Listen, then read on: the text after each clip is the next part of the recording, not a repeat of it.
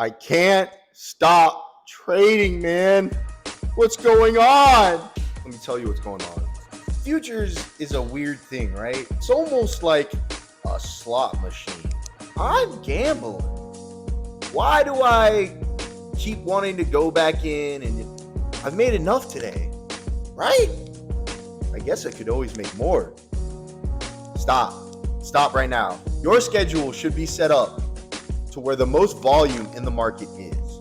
Especially when you're newer, you start to see moves in this market. My gosh, dude, a freaking headline drops and you missed like a week's worth of moves. I get it, I do. But you gotta know when to stop. And I'm talking to myself. I've gone through this past week. I blew a count every day last week. There was a lot of news last week. I know you guys saw, the ceasefire and stuff like that. Dude, Globex on Tuesday. Oh my gosh. I think I'm the only person that didn't make money. Actually, there's a lot of people I know that got money. However, you got to know when to quit. Best times to trade, obviously, are those opens. However, that's for volatility and for movement. If you're right, you're right. If you're wrong, you're wrong. You don't sit there and play the chop. I promise you don't sit there and play the chop because, my gosh, your mental capital is so precious. Because when the moves actually come, like let's say you're trading and it's now 12:30. It's going into 1 o'clock. Bro, you're trading that. Why don't you just stop, wait till about 2:45, 3 o'clock for power hour, and see if you get any moves then. I know you might be like, yo, I'm going to miss Trump saying that the boop bop bam, we're bombing everybody. It's scary in this market, but it's also a time for discipline. And that's what I'm trying to say to myself. Because gosh dang, right here, I was trading. Today was 9:30. I missed a good majority of this move. Chopped around. I was like, bro, you got to be kidding me. I thought we were reversing. Got stopped out. And then had a little bit of the move right here. And then we just started chopping. Dude, it's 1 o'clock. Look at this price action after 1. Oh my goodness gracious. What are we doing? So I'm stopping. I've locked out. That's very important. No. Another lockout. I do it 15 minutes. Lock yourself out. Go for a walk. That's also a thing. I just came back from a walk. Today was a weird session. I wanted to get payouts. Just keep getting payouts. But then that was freaking me up, man. That was freaking up my process. I was rushing things. I was taking setups that I knew were just terrible. When should you trade? It does depend on your style of trading. If you are a range trader, these are actually the best times to trade. But if you are a range trader, you do not trade the 9:30 open, right? Because you don't know what the range is. Me personally, this is what I like to trade. I like to trade 9:30. Sometimes, depending on what pre-market does, if we have CPI, PPI, sometimes I'll trade that. But it's very rare. But 9:30 to 11:30, 12. I usually cut off at 12.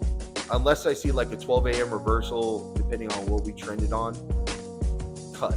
And then I come back to the computer after 2:30. I'm looking at the moves. 3 o'clock, I get back in to see if there's anything for me. 4 o'clock, I shut it down. I get a 2-hour break, and then I wait for Globex.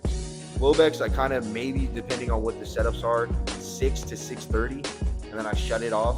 I try to see if I can go to the gym, just try to get my head off of it. And then 8 o'clock, I'm looking at Asia Open, depending on the moves, if there is any good moves, I cut my trading at 10 o'clock.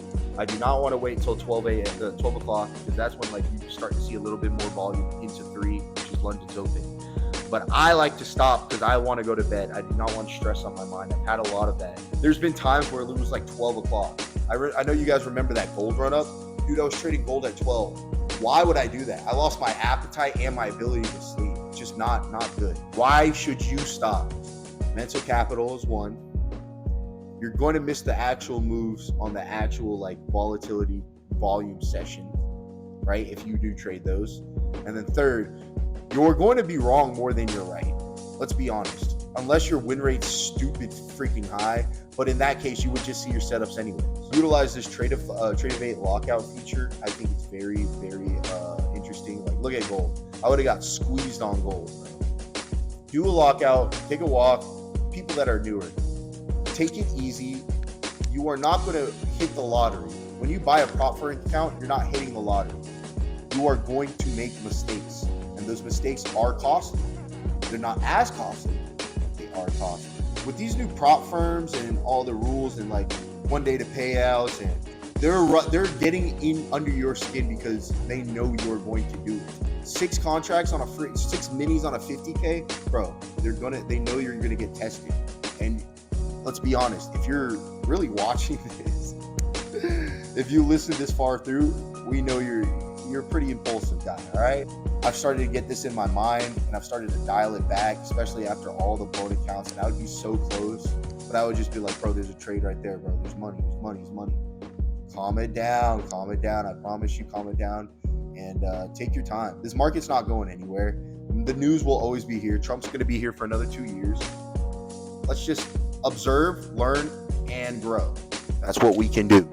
Thank you, guys. And don't blow. Don't suck. Never mind.